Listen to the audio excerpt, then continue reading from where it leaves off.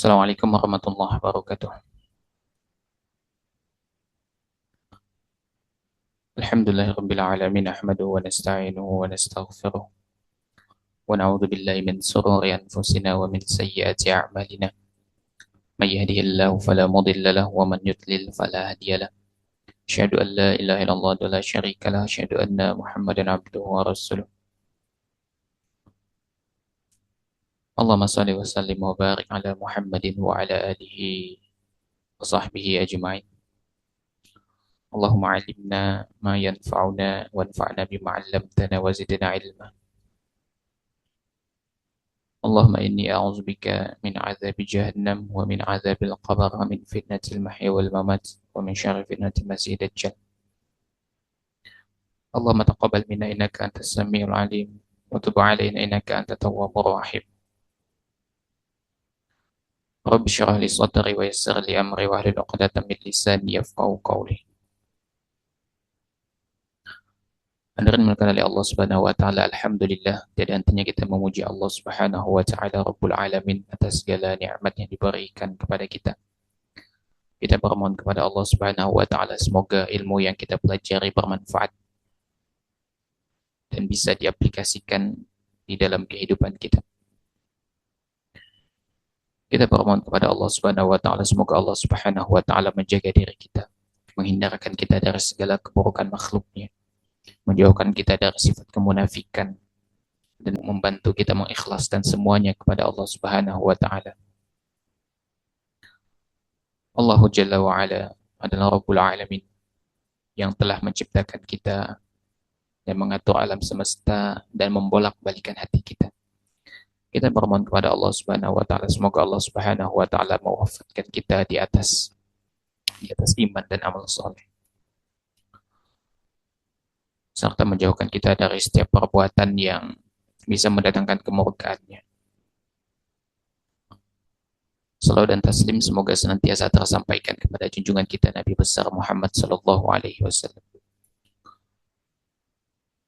Allahumma salli wa sallim wa barik alaihi. Hadirin dimuliakan oleh Allah Subhanahu wa taala.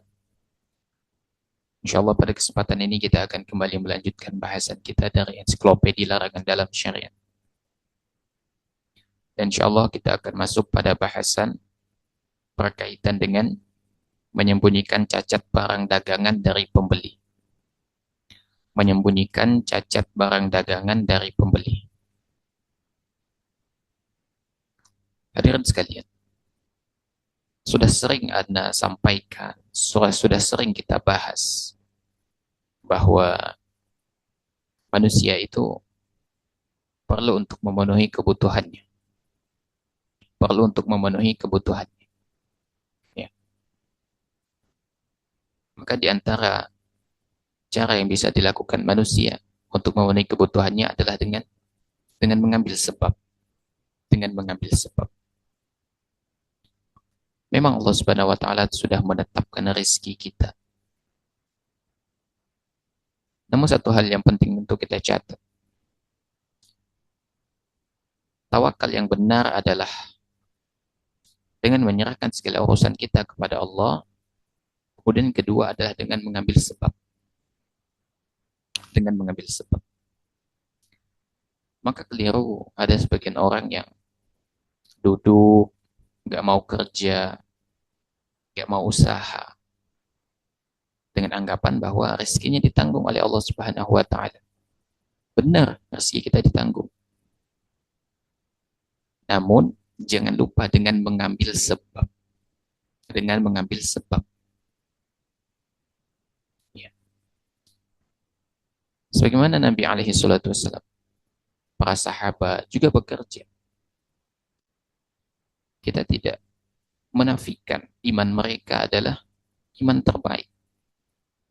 Keyakinan mereka kepada Allah adalah sesuatu yang tidak bisa dipungkiri. Namun para sahabat juga bekerja untuk memenuhi kebutuhannya. Ya, ada yang berdagang dan terkenal dengan kepiawaiannya. Abdurrahman bin Auf, penduduk Banidah yang terkenal dengan kemahirannya di dalam bertani. berdagang. Ya. Maka setiap orang mesti mengambil sebab. Sama halnya ketika orang duduk termenung gak nikah-nikah karena dia yakin jodohnya itu sudah ditetapkan. Kalau dia yang tidak mengambil sebab, nggak bakal dapat. Mengambil sebab di sini maksudnya adalah dengan cara yang halal, bukan dengan menempuh jalan yang dimurkai gitu.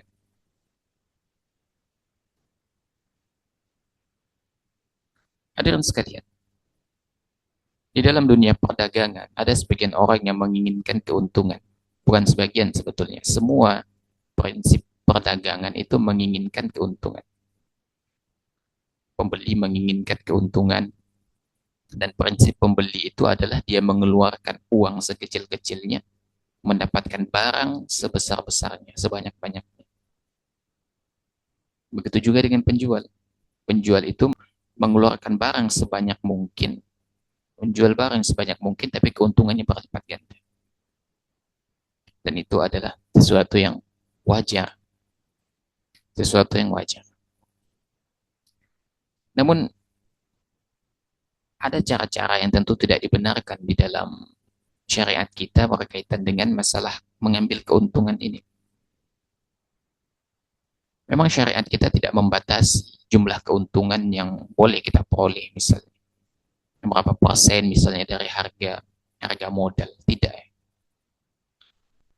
Namun ada sebuah prinsip yang mesti kita pegang, itu berkaitan dengan ya prinsip menghindari namanya goror, menghindari namanya riba, menghindari yang namanya kezaliman. Maka meskipun agama kita tidak membatasi jumlah keuntungan yang boleh kita peroleh atau tidak boleh untuk didapatkan, namun kita tentu berpegang pada prinsip menghindari mafsadat atau mudarat yang lebih besar gitu. Atau yang sudah pernah kita bahas itu, jangan sampai juga karena ingin mendapatkan keuntungan lebih ya, kemudian melakukan jual beli najasyi dan lain sebagainya gitu. Maka hal-hal yang semacam ini kadangkala bisa merusak keberkahan di dalam perdagangan. Dan di antara salah satu cara orang mengambil keuntungan dari sisi pedagang adalah dengan cara mereka menyembunyikan cacat barang dagangan yang mereka jual. Mungkin stok barang yang diambil dari supplier misalnya, itu terlalu banyak. Dan tingkat daya beli masyarakat itu tidak terlalu tinggi. Akibatnya apa?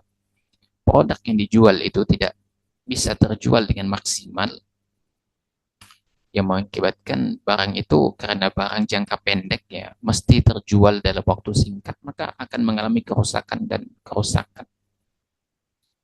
Atau barang memang jangka panjang, tapi kan sepanjang-panjangnya umur barang itu ada expirednya.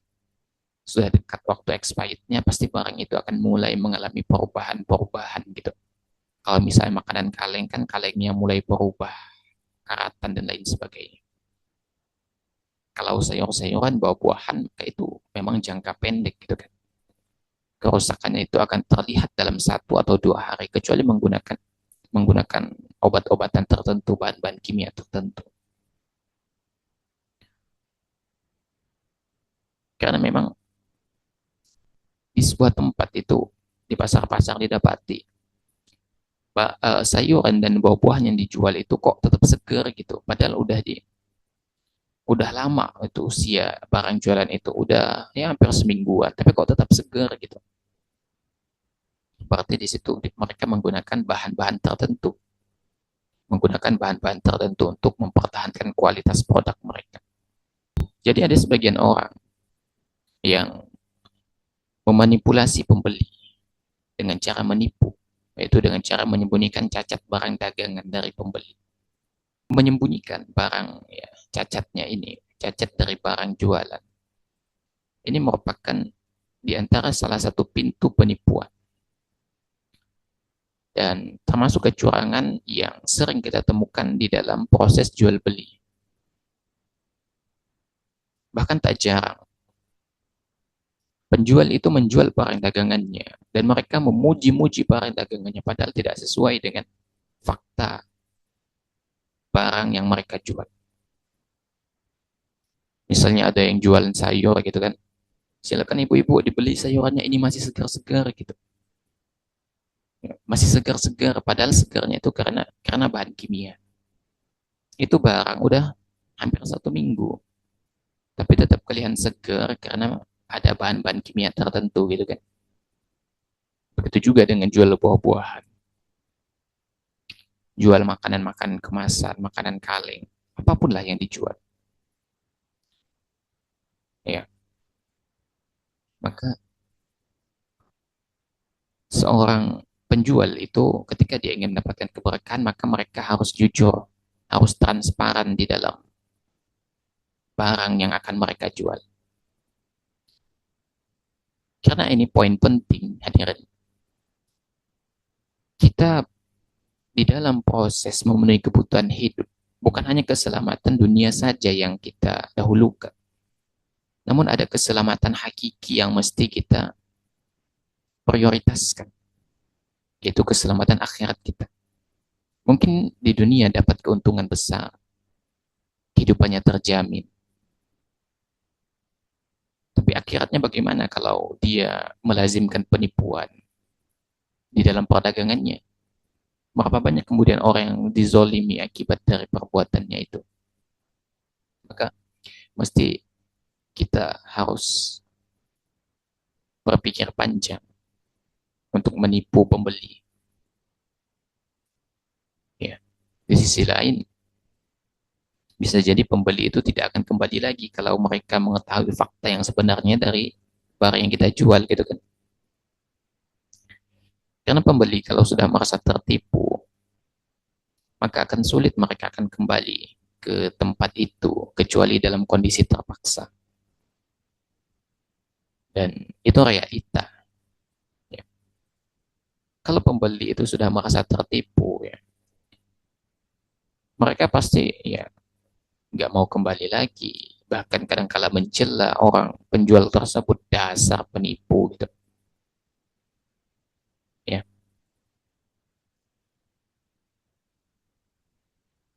Atau menjual barang-barang yang udah mau kadaluarsa, expirednya udah deket gitu. Dibilang, ini produk baru, ini barang baru yang baru datang gitu. Padahal itu barang barang lama, bahkan hampir expired. Atau bahkan kita dapati di beberapa toko atau warung-warung itu barangnya cenderung udah expired, kadaluarsa. Tentu kita tahu ya, barang-barang kadaluarsa itu tidak disyaratkan untuk dikonsumsi gitu, karena bisa membahayakan dari sisi kesehatan. Hadirin sekalian, Nabi SAW memperingatkan kita dari perbuatan menyembunyikan cacat barang dagangan. Artinya ketika kita melakukan proses jual beli, kita jujur saja. Ibu, ini sayur yang akan ibu beli, ini sayur sudah beberapa hari yang lalu disuplai ke toko kami. Sehingga kondisinya udah layu gitu. Atau misalnya jual barangan kaleng, ya makanan kaleng. Ibu, ini kalengnya udah agak karatan, nggak apa-apa bu. Oh nggak apa-apa pak, transparansi gitu. Jadi di sini pembeli tidak akan merasa dirugikan dan tentu penjual juga akan diuntungkan karena akan terbangun kepercayaan dari konsumen kepada penjual. Oh ternyata pedagang ini jujur gitu. Sehingga bagus tuh prospek ke depan. Ya. Karena ketika jujur itu bukan hanya eh, kebaikan sesaat, tapi ada hal yang lebih besar ke depan. Ya, ya, pun mungkin saat dia jujur akan kekurangan barang dagangannya, mungkin pembeli ada yang batal mau beli gitu. Tapi minimal prospek akhiratnya bagus karena tidak menipu pembeli. Ya, tidak menipu pembeli. Nabi alaihi salatu wasallam memperingatkan kita agar kita menghindar yang namanya dari menyembunyikan cacat barang dagangan. Nabi alaihi salatu wasallam mengatakan, "Al-muslimu akhul muslim." Kata Nabi, seseorang muslim itu saudara bagi muslim yang lainnya. Nabi peringatkan kita dan mengingatkan kita bahwa seorang muslim itu saudara bagi muslim lainnya. La yahillu li muslimin ba'a min akhihi bai'an fihi aibun illa bayyanahu lahu. Tidak halal bagi seorang muslim menjual barang yang ada cacat kepada saudaranya kecuali ia jelaskan kepadanya. Ini diriwayatkan oleh Ibnu Majah. Jadi Nabi mengingatkan kita, pertama, seorang muslim adalah saudara bagi muslim yang lain. Bagaimana kita atau tegakah kita kemudian kita menzolimi saudara kita, terutama saudara dalam agama. Kita zolimi dia, oke kita dapat untung, tapi saudara kita merasa terzolimi. Mungkin setelah kita jual barang kita yang udah rusak itu, fungsinya tidak lagi maksimal, atau makanan bisa menyebabkan sakit keluarganya dan lain sebagainya. Tentu banyak dampak-dampak lainnya gitu kan. Dan umumnya itu berantai dampaknya. Dan dampaknya itu berantai. Maka kata Nabi alaihi salatu wasallam, tidak halal bagi seorang muslim, berarti hukum asalnya haram, memang tidak dibolehkan. Tidak haram, kata Nabi SAW, menjual barang yang ada cacat kepada saudaranya, kecuali sudah dijelaskan cacat itu.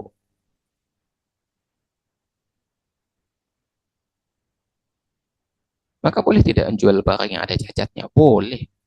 Asalkan penjual itu jujur kepada pembeli bahwa barangnya ini punya cacat. Maka terserah lagi kepada pembeli apakah mau melanjutkan transaksi atau mengganti dengan barang yang lain atau membatalkan sama sekali. Ya.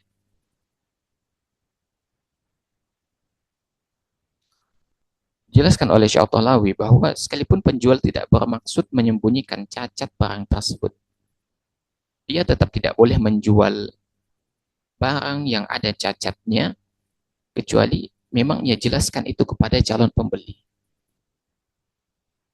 Kan kadang-kala ada penjual tuh diem kalau jual barang. Dia hanya mengangkat kelebihan-kelebihannya gitu kan. Oh, ini kelebihannya, ini kelebihannya, ini kelebihannya. Ini lebih bagus dari generasi sebelumnya.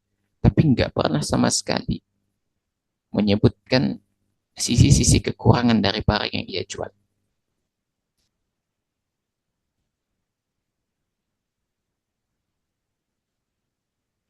Maka kita mesti jujurlah di dalam jual beli. Karena kita tidak hanya memikirkan keselamatan kita di dunia semata, tapi kita juga harus memikirkan keselamatan kita di akhirat. Hadirin sekalian, Nabi SAW pernah suatu ketika melewati seorang pedagang yang menjual makanan. Lalu Nabi SAW memasukkan tangan beliau ke dalam tumpukan makanan tersebut. Dan ternyata di dalam tumpukan makanan tersebut, Nabi SAW merasakan ada sesuatu yang basah, lembab begitu. Lalu apa kata Nabi SAW? Apa ini wahai penjual? Lalu penjual itu mengatakan, itu terkena air wahai Rasulullah, kena hujan. Lalu apa kata Nabi SAW?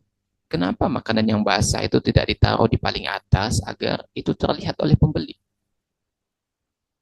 Jangan dipendam di bawah makanan yang bagus. Lalu kata Nabi SAW apa? Man ghasya falaysa minna. Barang siapa yang menipu, maka itu bukan termasuk cara kami, bukan bagian dari kami. Maka kata Nabi alaihi salatu wasallam mengingatkan penjual ini dan menjadi pelajaran bagi kita bahwa yang namanya menjual barang jangan sampai menutupi aibnya. Pedagang yang ditegur oleh Nabi alaihi salatu wasallam itu dia menjual makanan yang ditumpuk, namun di bagian bawahnya itu basah, agak lembab karena terkena air. Kalau ada orang beli, penjual itu kan kayak apa ya, mengambil makanan itu dari bawah itu kan, nggak dari atas, dari bawah kan, kayak apa ya, ngambil eh, nasi gitu kan. Kalau kita ngambil nasi kan yang terambil itu kan bagian bawah juga gitu, atau bahkan bagian bawah terlebih dahulu yang terangkat. Kalau itu sampai terjual kepada pembeli, itu bisa merugikan pembeli, dan bisa jadi barang di bawah itu rusak, itu tidak layak konsumsi, bisa jadi. Oleh karena itu kata Nabi SAW, perlihatkan sisi kekurangan, cacatnya barang itu. Ini menunjukkan bahwasanya seseorang itu tidak boleh menutup-nutupi cacat dari barang yang ia jual. Ya, hadirin sekalian, menjual barang dagangan yang ada cacat dan penjual berusaha menutupi kecacatan itu,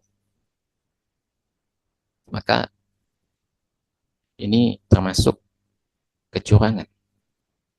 Dan tentu ini bagian dari penipuan yang tidak disetujui oleh syariat kita.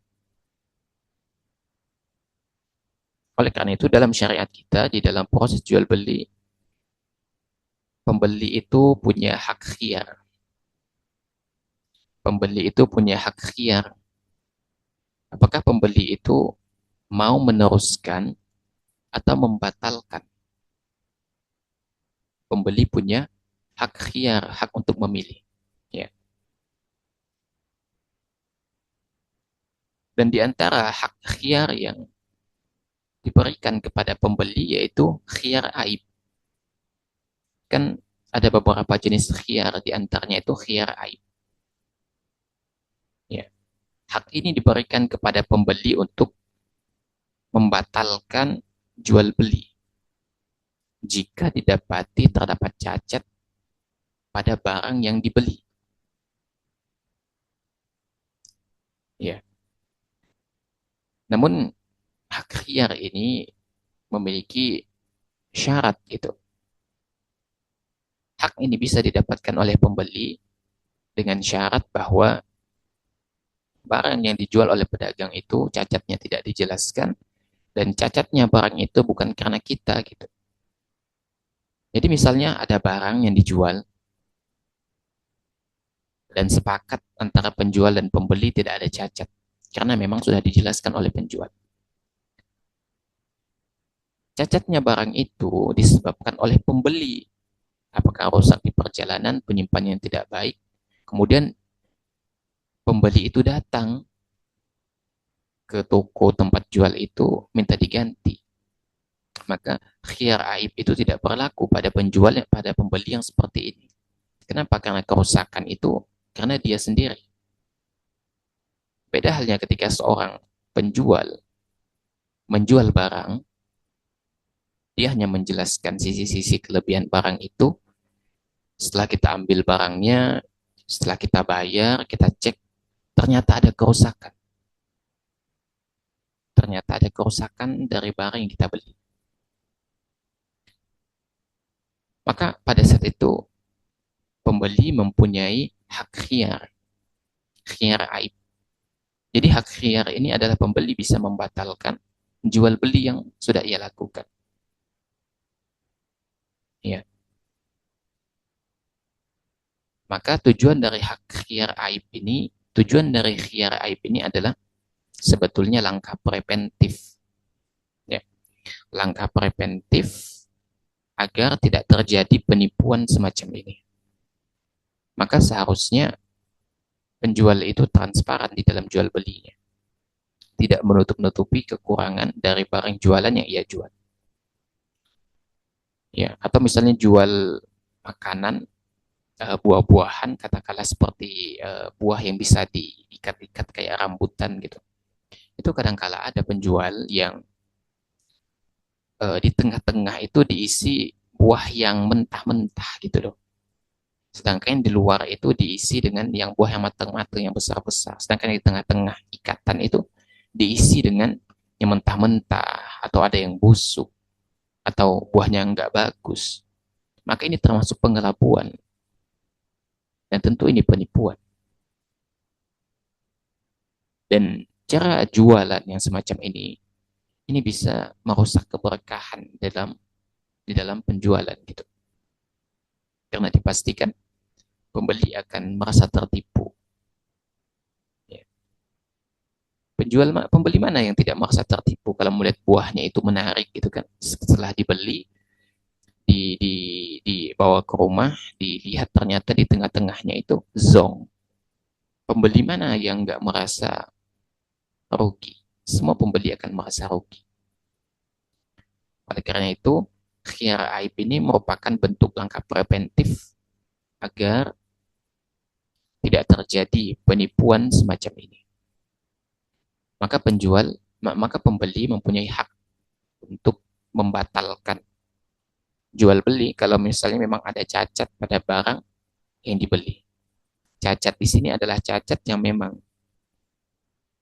bukan karena pembeli, tapi memang cacat dari barang yang dijual itu sendiri. Dan penjual tidak menjelaskan cacat barang dagangan itu.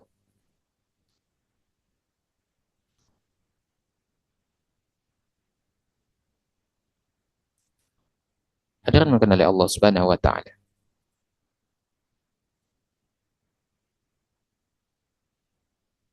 Maka hendaknya kita ingat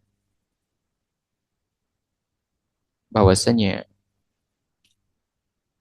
orang yang biasa menipu orang lain ya demi mendapatkan banyak keuntungan, maka Allah Subhanahu wa taala akan menghilangkan keberkahan pada harta mereka. Ya. Akibatnya apa? Usaha mereka bisa rugi baik di dunia ataupun di akhirat. Dan jujur di dalam jual beli ini merupakan sesuatu yang mutlak ya. Maka ini juga nasihat untuk orang yang jual online. Mestinya dia mencantumkan pada barang yang ia jual itu sisi-sisi kekurangan, cacat barang yang ia jual.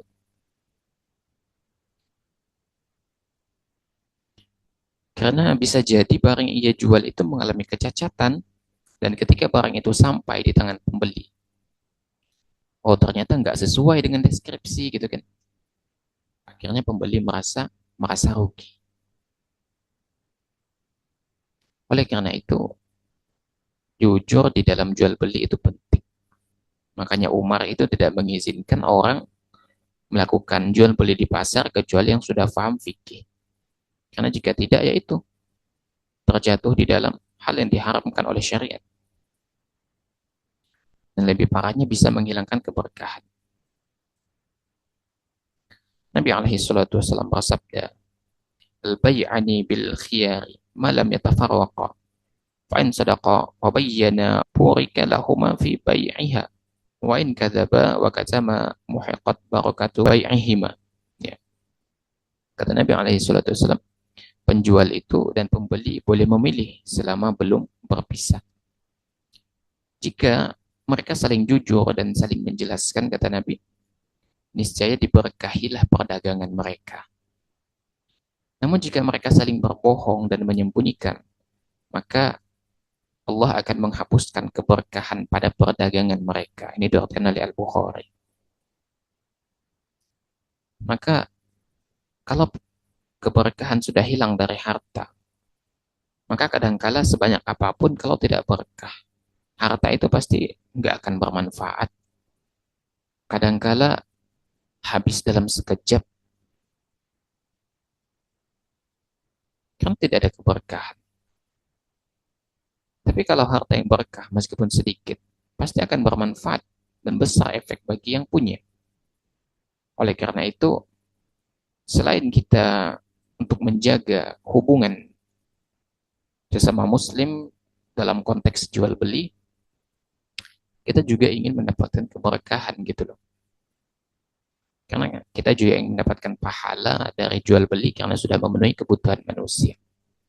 Bukan hanya keuntungan semata. Dan betapa banyak ya kejadian pembeli merasa tertipu, akhirnya penjual akan mendapatkan kerugian yang berkali-kali lipat. Karena kalau tadi sudah Anda sampaikan di awal ya, kalau pembeli sudah merasa dirugikan, ini efeknya berantai. Apalagi sekarang zaman media sosial gitu kan. Ketika dirugikan, pembeli merasa dirugikan, ya udah bisa viral tuh di media sosial. Makanya Anda katakan tadi efeknya ini berantai. Bisa jadi karena satu orang yang kita tipu, efeknya bisa besar gitu. Mungkin antum pernah mendengar istilah butterfly effect ya. Satu kepakan sayap kupu-kupu itu bisa mempengaruhi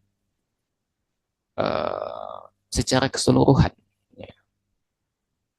Bisa mempengaruhi secara keseluruhan. Maka hati-hati dengan butterfly effect di dalam jual beli. Bisa jadi karena satu pembeli yang kita curangi, efeknya itu bisa luas, bisa melebar kemana-mana. Bisa viral dan lain sebagainya. Antum bisa dihujat, ya, kejiwaannya menjadi down, akhirnya berdampak buruk. Kan betapa banyak tuh orang dihujat di media sosial. Itu mengganggu psikologinya. Kemana-mana jadi nggak enak gitu kan. Kehidupan keluarganya terganggu. Ya, diancam melalui media sosial, dihujat dan lain sebagainya. Dan itu sering terjadi gitu. Maka hati-hati dengan namanya butterfly effect ya. Hati-hati. Hadirin makan oleh Allah Subhanahu wa taala. Kemudian Nabi alaihi salatu wasallam bersabda, "Wal makru wal khida'u finnar." Bahwa orang yang berbuat makar dan pengelabuan, penipuan, itu tempatnya di neraka. Ini diriwayatkan oleh Ibnu Hibban. Maka kata Nabi SAW, orang yang melakukan makar dan pengelabuan, maka hati-hati. Karena Nabi SAW mengancam orang tersebut dengan neraka.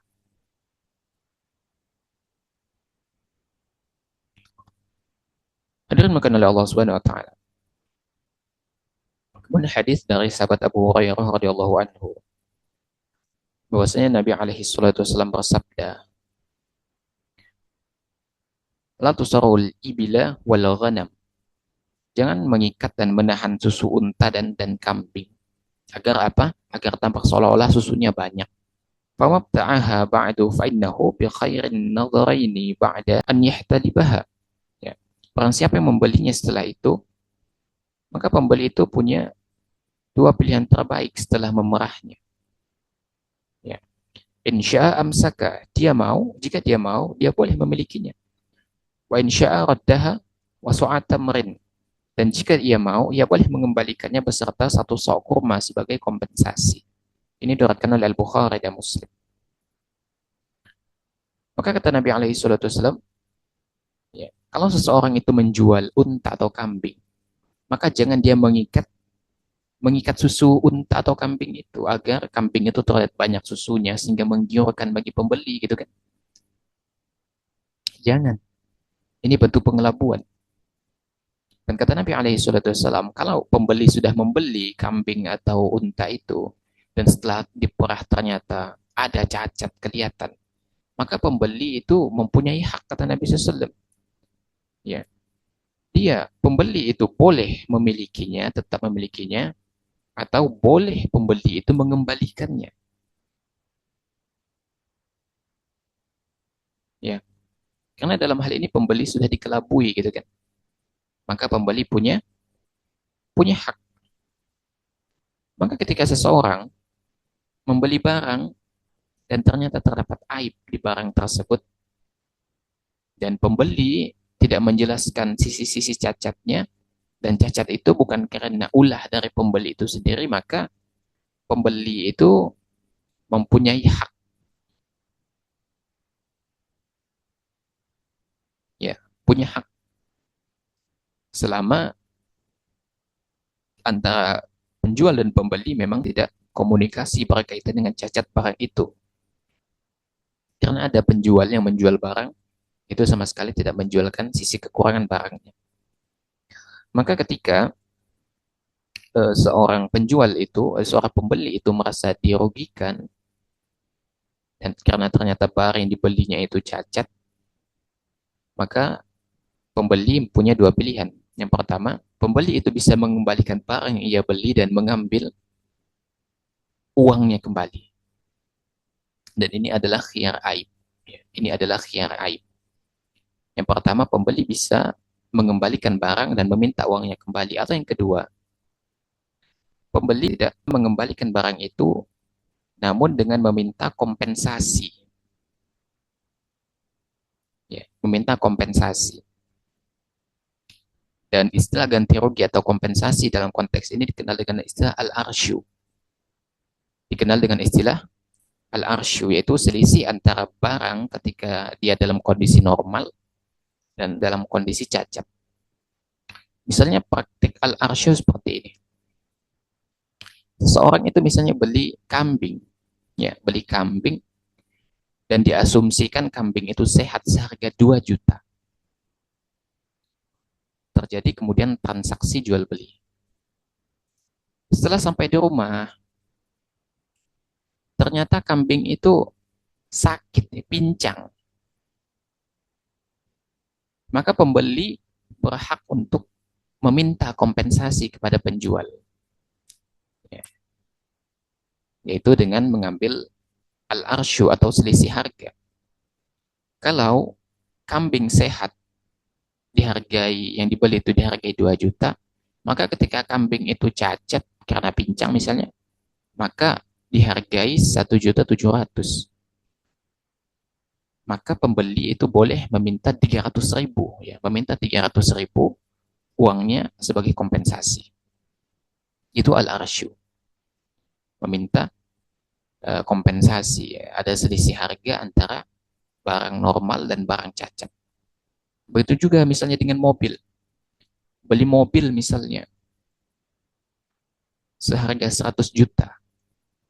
Setelah dibawa pulang, ya, dan diasumsikan mobilnya ini masih baru, ya, masih baru. Dan ternyata setelah dibawa pulang, ternyata mobil itu tenggelam sama udah bekas banjir gitu kan, tenggelam bekas banjir. Maka pembeli boleh mengajukan al-arsyu. Ya. Katanya tadi mobil ini masih baru, ternyata setelah dicek, ternyata habis bekas banjir, tenggelam di banjir. Maka boleh pembeli minta kompensasi. Harga mobil normal 100 juta, maka karena adanya cacat setelah diketahui dia minta misalnya ya katakanlah 80 juta atau 85 juta. Ya. Berarti penjual mengembalikan 15 juta kepada pembeli sebagai kompensasi. Ya. Maka itu dua hak yang boleh diambil oleh pembeli apabila terdapat cacat pada barang dagangannya. Pertama, pembeli bisa mengembalikan barang itu dan mengambil uangnya kembali, atau yang kedua, pembeli tetap memiliki barang itu tapi dengan kompensasi dengan mengambil al-arsyu, selisih harga, ya, antara barang normal dan barang cacat. Hadirin mengenal Allah Subhanahu wa taala. Demikian yang berkaitan dengan masalah menyembunyikan cacat barang dagangan dari pembeli. Ya, oleh karena itu sebagai pedagang kita mesti jujur di dalam perdagangan. Jangan sampai kita itu karena buta oleh keuntungan yang ingin didapatkan menjadi menghalalkan semua cara. Oleh karena itu kita hendaknya jujur di dalam jual beli dan kita mesti sadar bahwa kita bukan hanya sedang memikirkan masa kita sekarang ini, kita juga harus memikirkan masa depan kita ke depan itu akhirat kita. Hadirin bukan oleh Allah Subhanahu wa taala, taib benar dari Allah Subhanahu wa taala, yang keliru datangnya dari anak pribadi.